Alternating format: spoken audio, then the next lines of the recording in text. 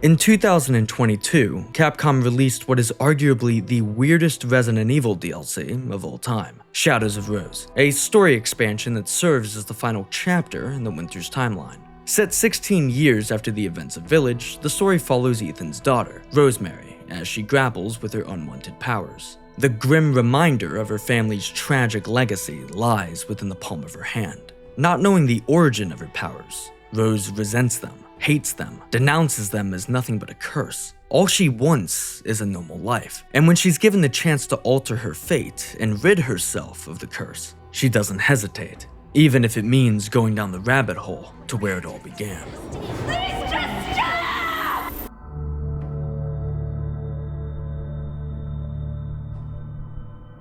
Rose's powers were born from tragedy, the product of Ethan and Mia's suffering and the biological consequences of the mold. But despite that, Rose was the light in their lives, their second chance to live, to love, to heal what was once broken. That all changed when she was taken.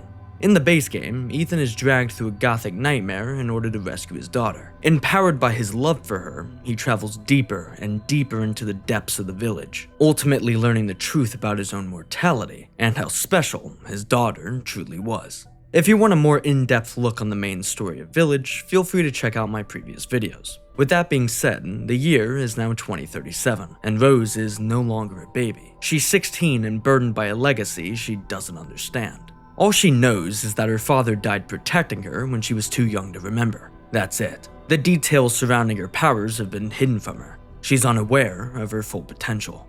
And because of her unique abilities, she's not allowed to live a normal life. No, she lives under the protective custody of the US government, specifically Chris's Hound Wolf Squad. After the death of Ethan, Chris stepped in as a father figure and mentor for Rose. Mia, on the other hand, hasn't seen her daughter in years. The bond between them practically cut in half. Over the years, Rose's self-esteem withered, and she began to see herself as hardly human, a freak. She's ostracized from society and desperate to become normal. And this feeling is the core motivator of the DLC. When the story begins, Rose is offered the chance to alter her fate by one of Chris's Hound Wolf Squad members, K9, or K for short. You don't have any friends that you can talk to? Talk to? About what? How I'm hardly even human? How I'm some kind of horrendous monster? But, hey, it's okay. I hardly ever murder my friends. What if there were a way to get rid of your powers? I get rid of them in a heartbeat. All right, well, I think there's something I need to show you. You already know about Miranda and the mutamycete, how she researched it obsessively and performed experiments on human subject. Like me. Exactly. Kay takes her to a government lab where a surviving piece of the megamycete lies dormant, and within it lies the key to her freedom, the Purifying Crystal, an artifact capable of removing her powers entirely. But in order to obtain the crystal, she must use her mutamycete powers to bond with the fungus and enter the realm of consciousness, a nightmarish dimension that preys on her deepest fears, anxieties, and trauma. It's a call to return to the very place that shaped her tragic fate. And when she finally reaches her hand out to connect with it, she is sent down the rabbit hole, back to the nightmare her father couldn't walk away from. Welcome back to the village.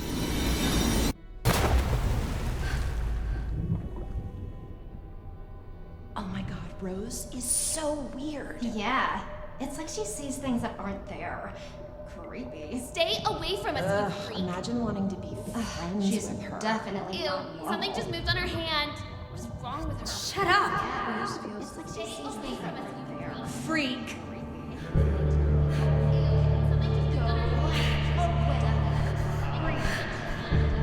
When Rose wakes up, she finds herself in the same lab as before, but this time something is different. Kay is nowhere to be seen. Everything about it is uncanny. And when she opens the door, she is met with a long hallway filled with fog and chains. Blood drips from the ceiling. The place feels cold and familiar, the stone just as filthy as before. This is the same dungeon we once walked through as Ethan.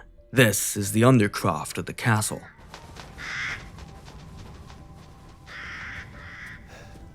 Unlike RE7 and the main story of Village, Shadows of Rose is entirely third person. This DLC came out with the Winters expansion, which also added third person to the base game. This new perspective allows us to see the game in a more traditional sense, and when it comes to Shadows of Rose, it adds to the surreal feeling in the realm of consciousness. It's a jarring shift in perspective, especially since we're used to roaming the halls with more limited visibility. The change is cool, but in my opinion, I think I would have preferred it to be in first person, or at least had the option to switch. But that being said, Rose carefully traverses the dungeon, and the deeper she goes, the more corrupt it becomes. The walls are caked in a liquid void. The environment we once knew is now crying for help. But it's not just the environment suffering, no. Soon after discovering the mold, Rose hears the voice of a woman. Let me out. Is someone there? Dangerous here. She immediately searches for a key, and when she finds it, something begins to fester from the void. Something alive.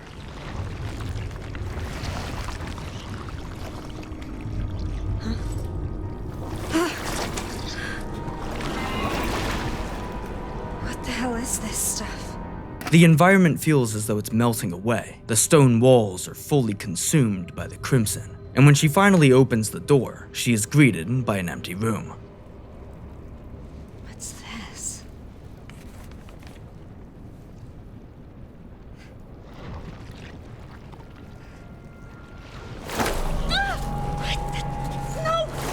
Just before she is dragged into the unknown, a hand reaches out to her from the dark, a familiar hand.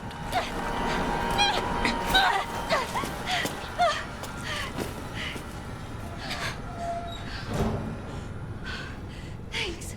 Thank you. That wasn't. You look just like me. Remember when I said this DLC is weird? Well, that's because it is. Rose is now staring directly at herself. It's not an illusion, and it's not some sort of trick. No, it's the first true indication of what the realm of consciousness is capable of. And right now, it's just getting started. Too dangerous here.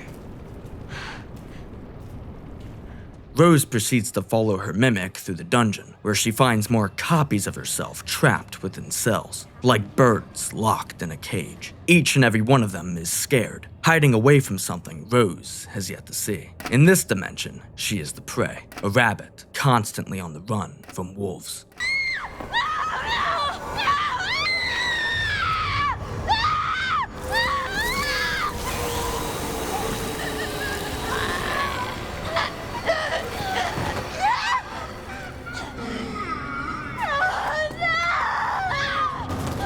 Face Eaters, the pale and slender creatures of the void, born with one purpose: drain the life from any husk in their path. I've always equated these enemies to the Dementors from Harry Potter. They both seek to rid the body of its soul. But in the case of the DLC, they leave their victims mangled and begging for death. They are a manifestation of Rose's fears and internal struggles. She's afraid of losing herself to her powers. But in a moment of desperation, it's the very power she's been trying to get rid of that saves her.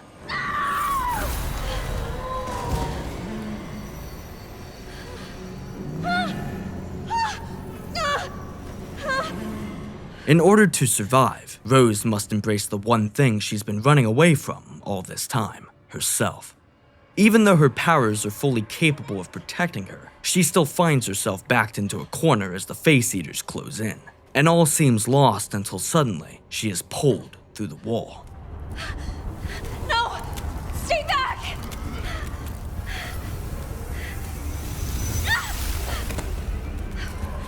She is immediately brought to safety by what can only be described as her guardian angel, a guiding hand to help her on her journey through hell.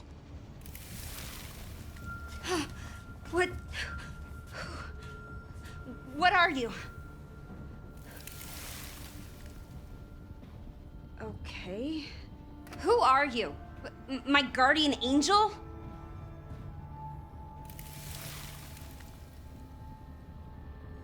Do you have a name? If you're an angel, then Gabriel? Michael?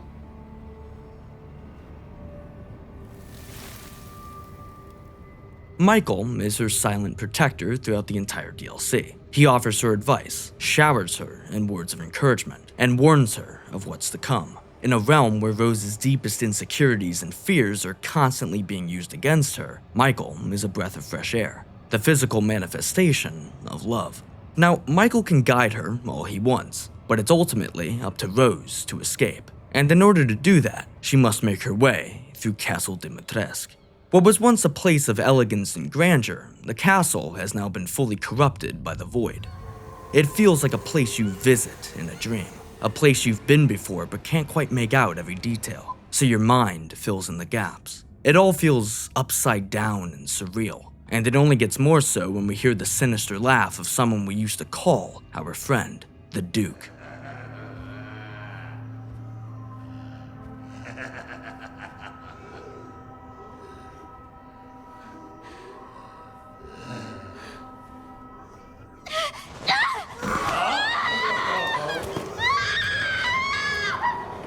Looks like we caught another.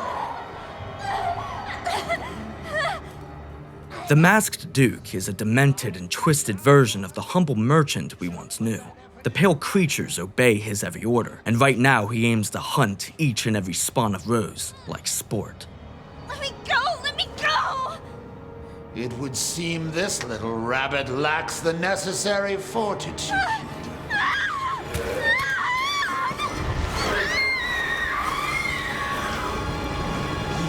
A pity. You had shown a little grit and actually escaped, that purifying crystal would now be yours. The crystal. Who's this? Oh, now we have a new little rabbit to pursue. Now that Rose's presence within the castle is known, she is immediately hunted down like a wild animal, and nothing would satisfy the Duke's bloodlust more than seeing her suffer. The Face Eaters emerge from the void and are relentless in their chase. The only thing Rose can do is run, and even then, it's not enough. She must find a way to defend herself, and in her moment of need, Michael spawns a gun out of thin air using his pixie dust, a sentence I never thought I'd say when talking about Resident Evil. Where am I gonna get a gun? What, like this?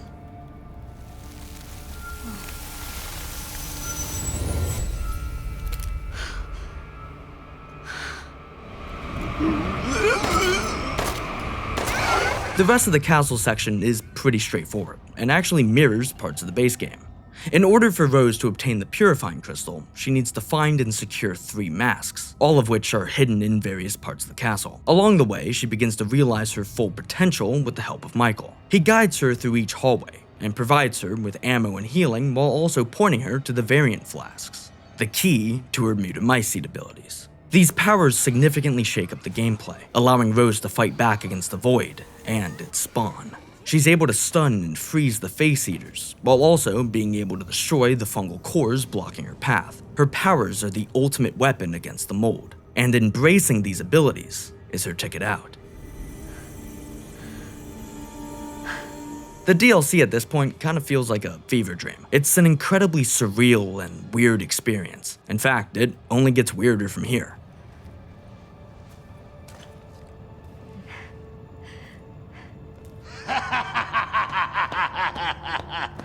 Well done, little one. You've more than earned this reward. The crystal Rose has been desperately trying to get her hands on was a decoy the entire time, and she's helpless as it crumbles into dust. It's a replica, of course. Nothing that valuable could ever manifest on this stratum. Did you really think I'd give away something so precious? I had to bait the trap with something. No! No!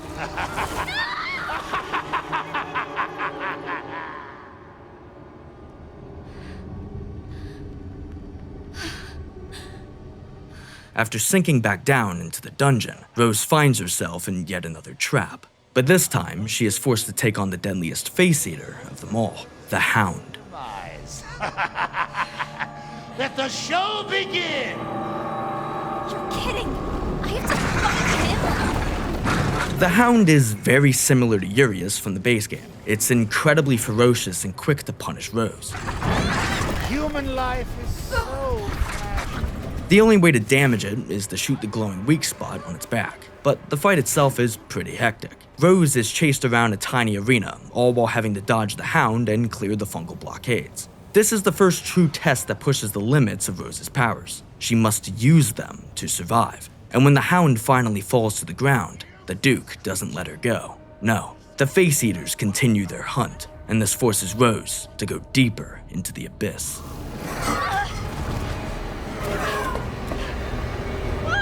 What? Down there?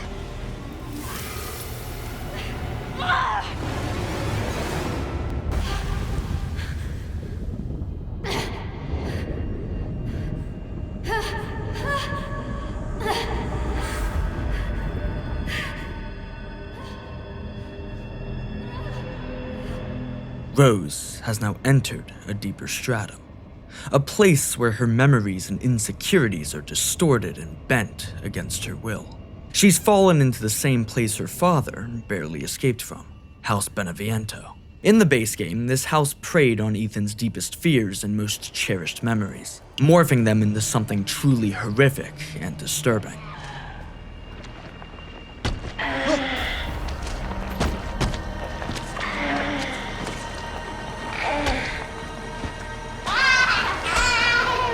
This time, however, the air around the estate has changed. Someone inside the house has waited years for Rose to arrive, and now that she's finally here, she is welcomed in with open arms. As Rose walks through the same hallways her father once did, it's immediately apparent that the house is different. This time, the experience has been tailor-made for her, almost as if the house itself knows who she is. And the moment she enters the main room, she is once again baited by the crystal.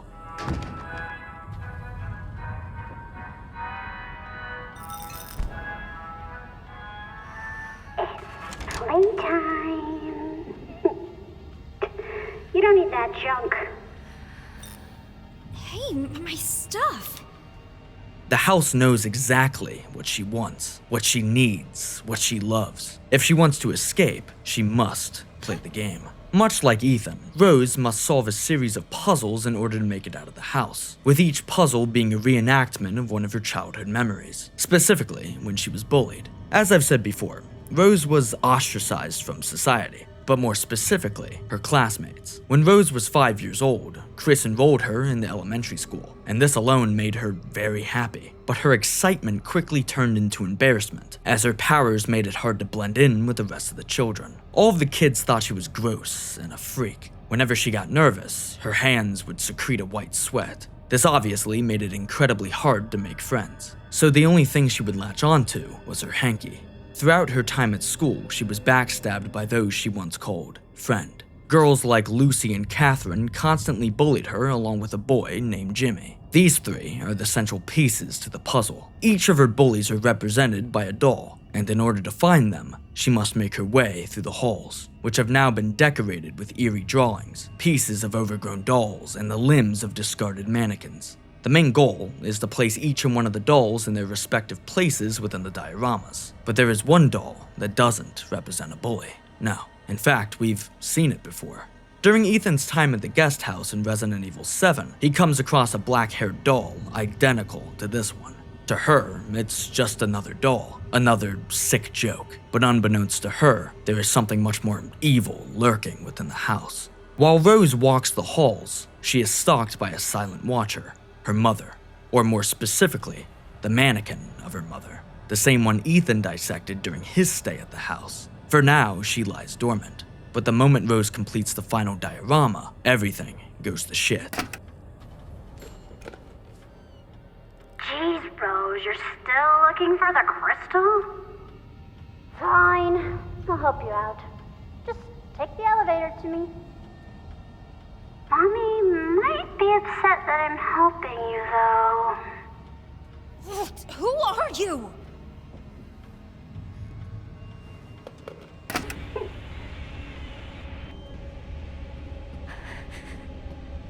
What follows is the scariest moment in the entire DLC. It's not a jump scare, and it's not some intense chase. No, it's a crawl towards the exit. Mia's mannequin has become sentient, and she only moves when Rose isn't looking at her. Every time Rose turns around, you can hear the creaking of the mannequin's joints,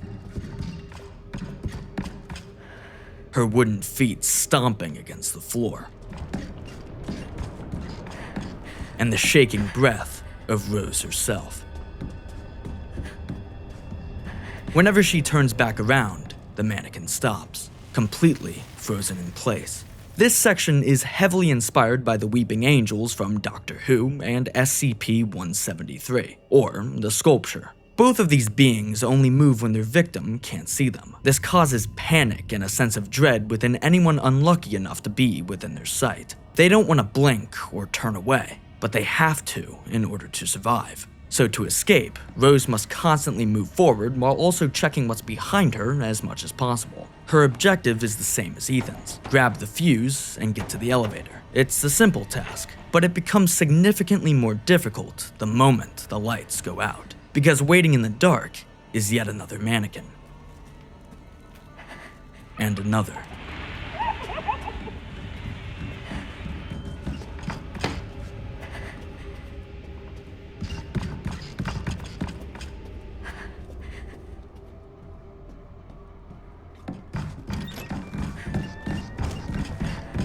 After some time, Rose is able to reach the elevator, but this was only the beginning, and as she descends, it only becomes more insane. Why are you doing this? You're after the crystal, aren't you? Do you know where it is? I've gathered some friends just for you. Entertain them, and maybe I'll tell.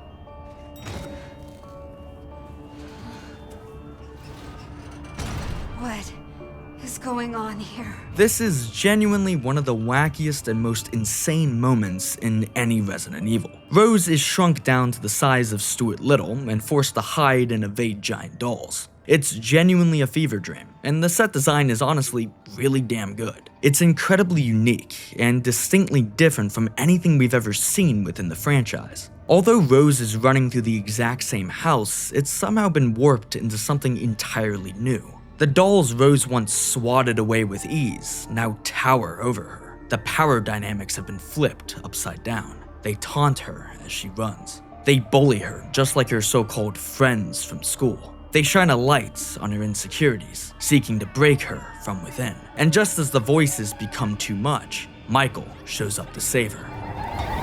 Michael!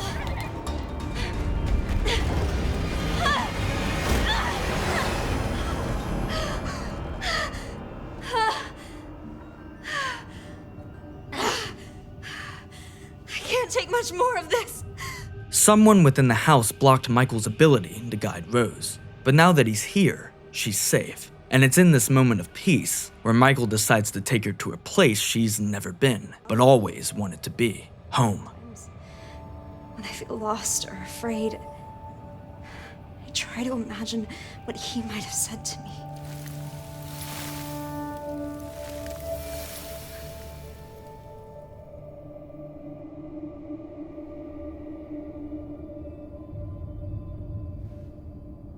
Where are we?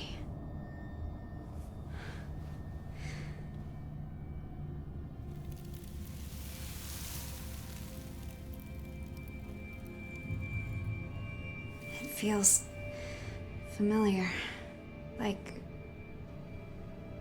I've been here before.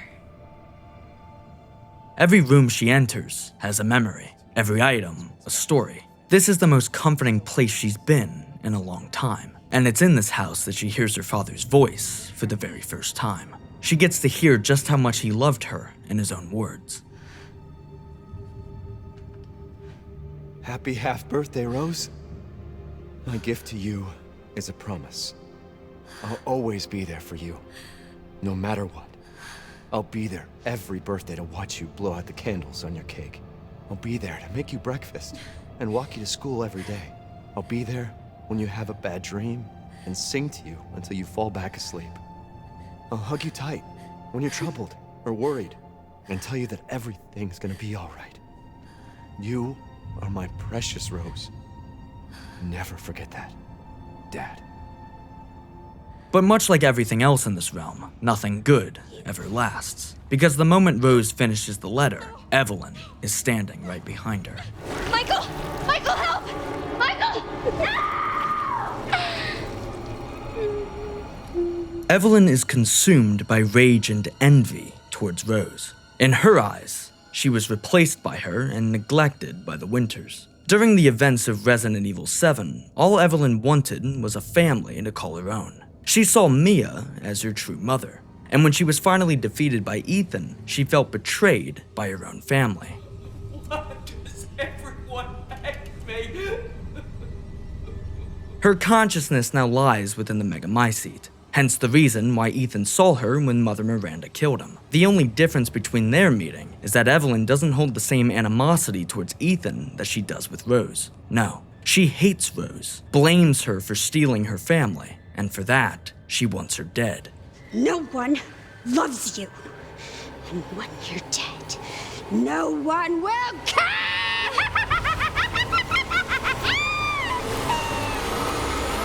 Enough games.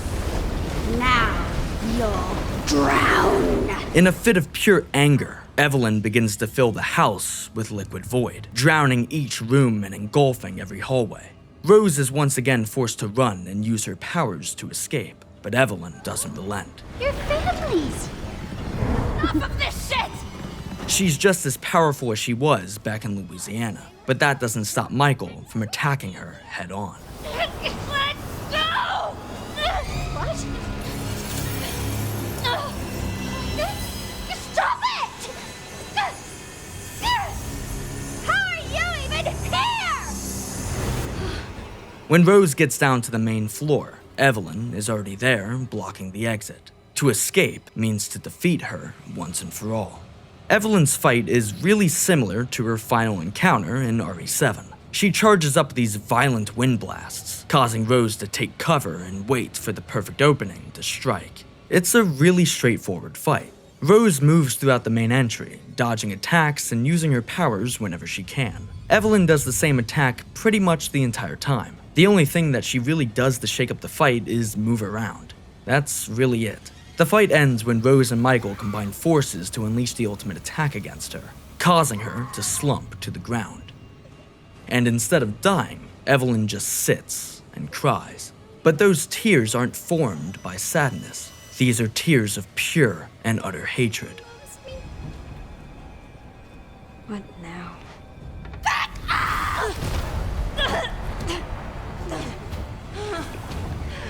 This is all your fault!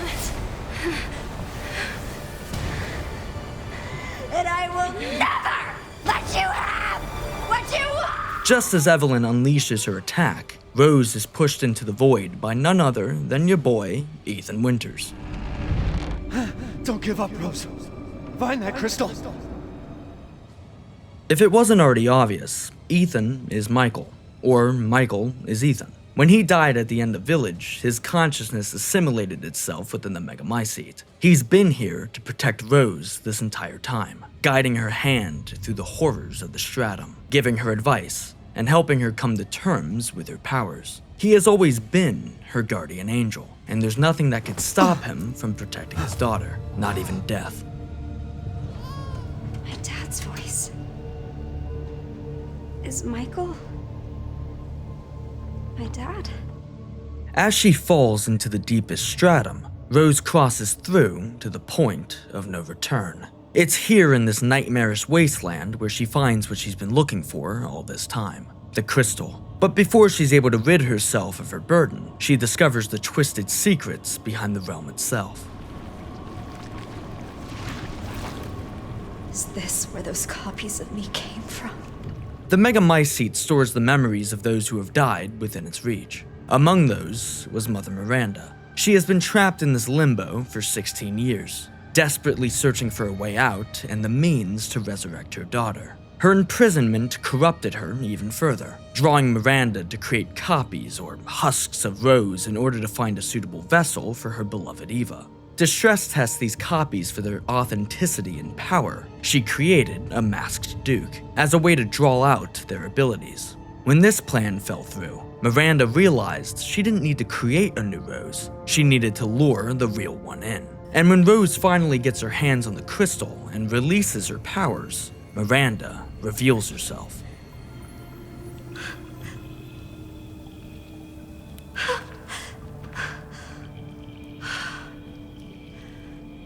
Oh my god. Is this what normal feels like?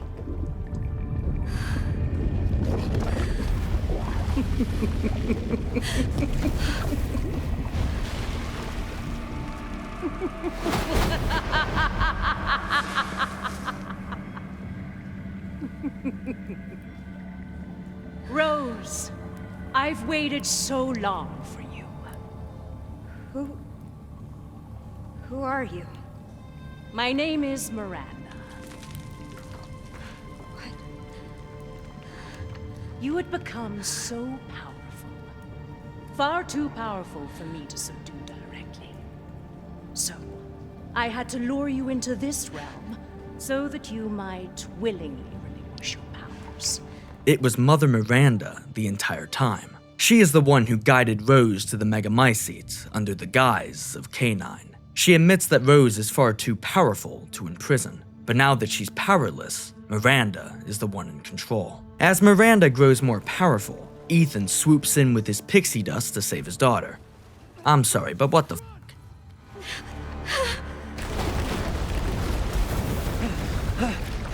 Ethan, you pest! Go!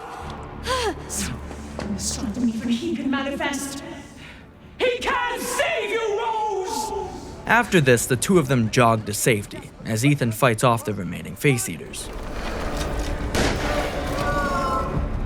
The entire sequence is very much like a theme park ride, but when they make it to the exit, Mother Miranda has already caught up to them.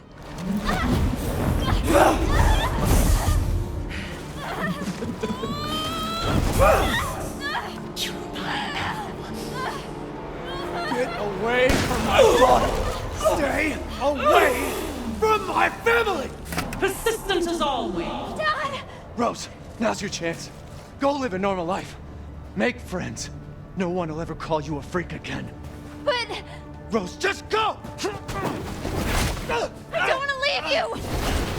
I know.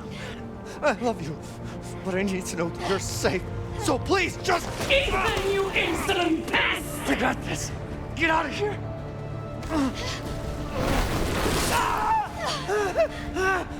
As Ethan pleads for Rose to leave and struggles against Miranda, desperate to sacrifice himself one last time for his daughter, Rose has to make a decision. She can either flee and remain the powerless victim, or she can stand and fight, saving not only herself, but her father as well. At this moment, she chooses the latter.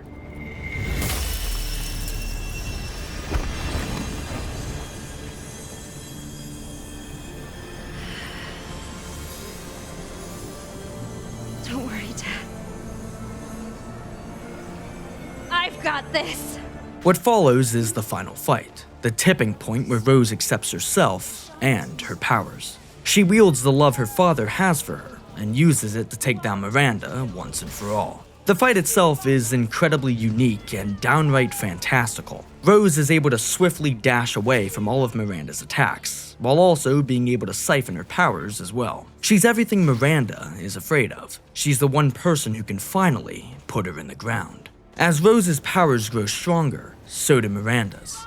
And as a final last-ditch effort to put Rose down for good, she summons everything she's got at her. Rose! Over here! Dad!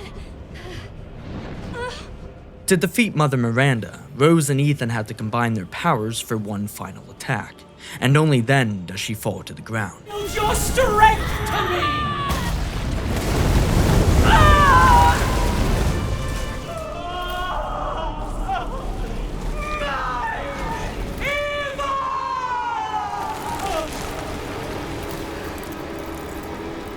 But just like the main story, so does Ethan. In his final moments, he gets to be with his daughter one last time.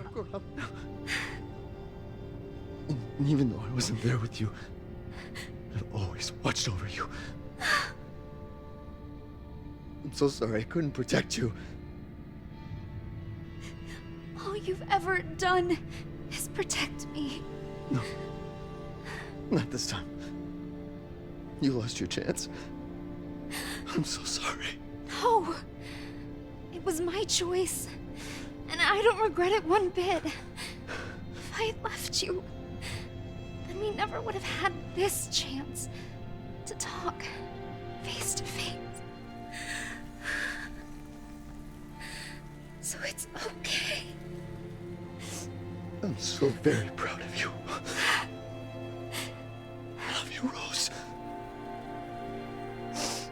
I love you too, Dad.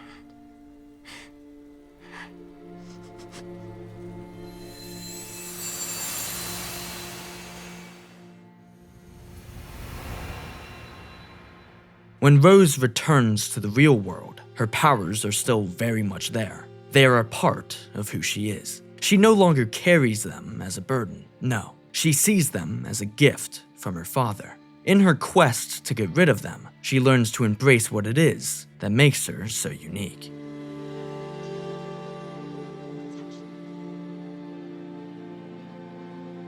Shadows of Rose is definitely the weirdest Resident Evil DLC. It relies on mechanics and plot points that lean heavily into the absurd, even when it comes to Village, which was already an incredibly surreal game. It's a leap out of the ordinary that can be quite jarring to longtime fans of the series. It's got moments where it truly shines, yeah, but it's also got some parts that fall flat. But I do think it serves as a pretty good conclusion to the Winters timeline. The DLC expands upon the story and sets up further installments down the line. Does that mean I think they should stick with the magic? No.